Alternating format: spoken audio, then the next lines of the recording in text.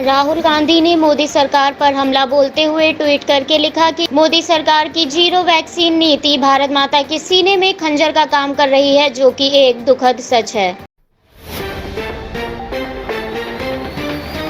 दिल्ली के मुख्यमंत्री अरविंद केजरीवाल ने वैक्सीन मामले पर एक बार फिर से केंद्र को घेरते हुए कहा कि वैक्सीन को खरीदना और उत्पादन करना केंद्र की जिम्मेदारी है, राज्य सरकारों का काम सिर्फ टीका लगाना है।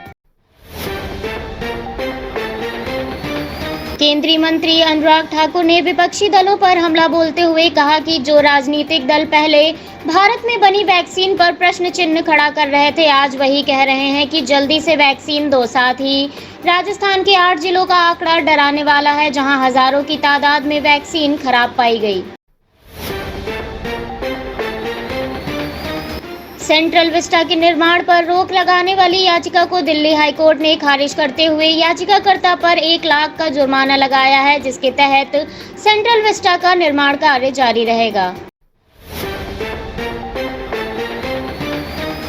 कोरोना के हालातों को लेकर सुप्रीम कोर्ट में सुनवाई की गई, जिस दौरान सबसे बड़ा मुद्दा टीकाकरण का रहा, जिसके लिए सुप्रीम कोर्ट ने केंद्र से कहा कि देश में वैक्सीन की एक कीमत हो। उत्तर प्रदेश अपर मुख्य स्वास्थ्य सचिव अमित मोहन प्रसाद ने जानकारी साझा करते हुए बताया कि प्रदेश में रिकवरी दर 96.6% चल रही है। साथ ही बीते 24 घंटे के अंदर राज्य में 3,12,667 सैंपल की जांच की गई है। कोरोना कर्फ्यू को लेकर अमित मोहन प्रसाद ने कहा कि प्रदेश में 61 जिलों में सक्रिय मामले कम हैं, जहां पर आज से छूट दी जाएगी। साथ ही 14 जिलों में अभी भी आंशिक कर्फ्यू जारी रहेगा, जिनमें 600 से कम सक्रिय मामले हो जाएंगे तो वहां पर भी कर्फ्यू में छूट दी जाएगी। कोरोना संक्रमण रोकने के लिए यूपी सरकार का 3T फॉर्मूला सफल हुआ। इस फॉर्मूले के दौरान 3.12 लाख टेस्ट के बावजूद सिर्फ 1,497 कोरोना संक्रमित मिले। उत्तर प्रदेश के आगरा में 3 जून से निजी अस्पतालों में कोरोना की स्पुतनिक वी वैक्सीन लगना शुरू हो जाएगी, लेकिन इसका खर्चा कुछ ज्यादा है, जिसके तहत एक निजी अस्पताल में वैक्सीन का चार्ज 1,500 रुपए रखा गया है। मुंबई में मुख्यमंत्री उद्धव ठाकरे ने मेट्रो लाइन 2A और 7 के ट्रायल रन को हरी झंडी दिखाकर रवाना किया। केंद्रीय मंत्री हरदीप सिंह पुरी ने विपक्ष के हमले पर पलटवार करते हुए कहा कि सेंट्रल विस्टा प्रोजेक्ट को लेकर विपक्ष कह रहा है महामारी के दौरान 20,000 करोड़ रुपए खर्च किए जा रहे हैं, जो कि पूरी तरह से गलत है। कुल मिलाकर 13 से 15,000 करोड़ का खर्च आएगा। साथ ही केंद्र ने वैक्सीनेशन के लिए 35,000 करोड़ रुपए आवंटित किए हैं, इसलिए वैक्सीन और सेंट्रल विस्टा प्रोजेक्ट मुद्दा अलग है। जहां कई राज्यों में अनलॉक की प्रक्रिया शुरू की गई है, तो वहीं आंध्र प्रदेश में कोरोना कर्फ्यू को 10 जून तक के लिए बढ़ा दिया गया है, जिस दौरान पाबंदियां पहले की तरह ही लागू रहेंगी। गोरखपुर में एक पोल्ट्री फार्म संचालक के घर में देर रात बाइक सवार 2 बदमाशों ने फायरिंग कर दी। इस दौरान पड़ोसियों के बाहर आने पर बदमाश फरार हो गए। सूचना मिलने पर पुलिस को 9mm कारतूस का 2 खोखा प्राप्त किया है। छत्तीसगढ़ अवैध शराब मामले में अलीगढ़ के कमिश्नर गौरव दयाल ने जानकारी देते हुए कहा कि अवैध शराब का निर्माण करने वाली 2 और फैक्ट्रियों को पकड़ा गया है। साथ ही कारोबारियों को भी गिरफ्तार किया गया है और इस मामले में जितने भी लोग शामिल थे उनकी संपत्ति की भी जांच की जाएगी। केंद्रीय सूचना और प्रसारण मंत्री प्रकाश जावड़ेकर ने जानकारी साझा करते हुए कहा कि सूचना और प्रसारण मंत्रालय ने अपने कर्मचारियों और उनके परिवारों का टीकाकरण किया। साथ ही जितनी भी मीडिया यूनिट हैं उनके भी कर्मचारियों और परिवारों का टीकाकरण किया गया। झारखंड में विदेशी वेरिएंट ने ली लोगों की जान। राज्य में कोरोना के 7 नए वेरिएंट एक्टिव थे, जिसका खुलासा भुवनेश्वर भेजे गए सैंपल्स में हुआ। इन वेरिएंट में यूके और साउथ एशियन के केस मिले हैं।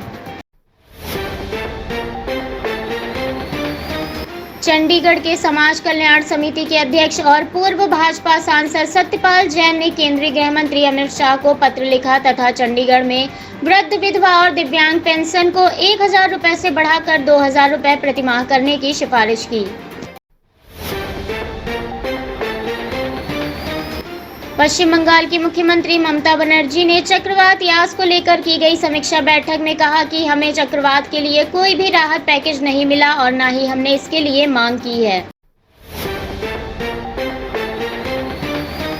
जम्मू कश्मीर में संक्रमण के मामले कम होने के कारण अनलॉक की प्रक्रिया शुरू हो गई है, जिसके तहत जम्मू में दिन में दुकानें खोलनी शुरू कर दी गई हैं।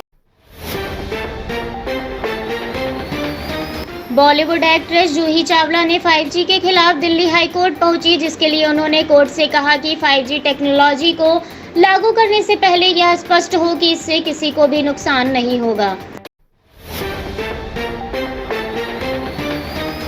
भारत में कुछ बड़े बदलाव होने जा रहे हैं। इन बदलावों में जनता को गैस सिलेंडर की कीमत में राहत मिल सकती है। वहीं अगर सरकारी तेल कंपनियों ने दाम बढ़ा दिए तो यह महंगाई के इस दौर में उनके लिए एक और झटका होगा। साथ ही हवाई सफर भी महंगा होने जा रहा है।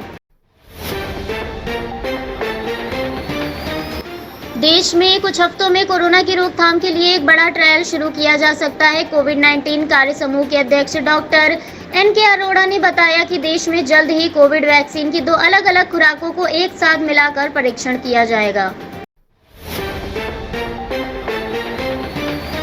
GD गोयनका ग्रुप के MD निपुण गोयनका ने बताया कि GD गोयनका पब्लिक स्कूल बसंत कुंज ने फ्रंटलाइन वर्कर, सरकारी अधिकारियों और उनके परिवारों के लिए कोविड केयर फैसिलिटी तैयार करने के लिए सेवा भारती फाउंडेशन के साथ टाई अप किया है, जिसके लिए स्कूल ने सेवा भारती फाउंडेशन को 30 क्लासरूम उपलब्ध कराए हैं।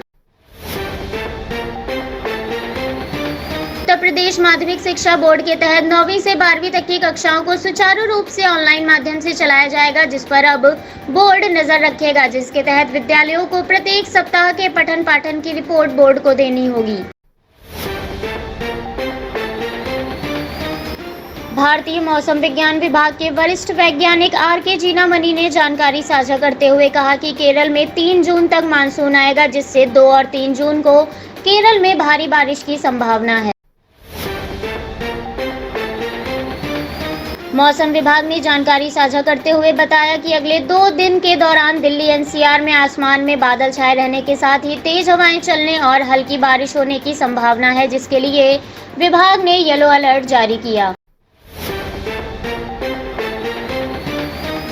ऑडी अपनी पहली इलेक्ट्रिक कार ऑडी ई-ट्रॉन को लेकर आ रही है, जो कि 200 किलोमीटर प्रति घंटे की टॉप स्पीड से लैस होगी। साथ ही महज 30 मिनट के सिंगल चार्ज में 400 किलोमीटर से अधिक की ड्राइविंग रेंज देगी। कोरोना संक्रमण के चलते चुनाव में मृत सभी शिक्षक तथा सरकारी कर्मचारियों के आश्रितों के हित के लिए योगी सरकार आर्थिक सहायता के रूप में परिवारजनों को 30-30 लाख रुपए की धनराशि प्रदान करेगी। कोरोना की दूसरी लहर के बीच IT प्रोफेशनल बने लोगों के लिए मसीहा, जिसके तहत मरीजों की मदद करने के लिए अपनी कार को एम्बुलेंस में बदला, जिसकी लोग जमकर तारीफ कर रहे हैं।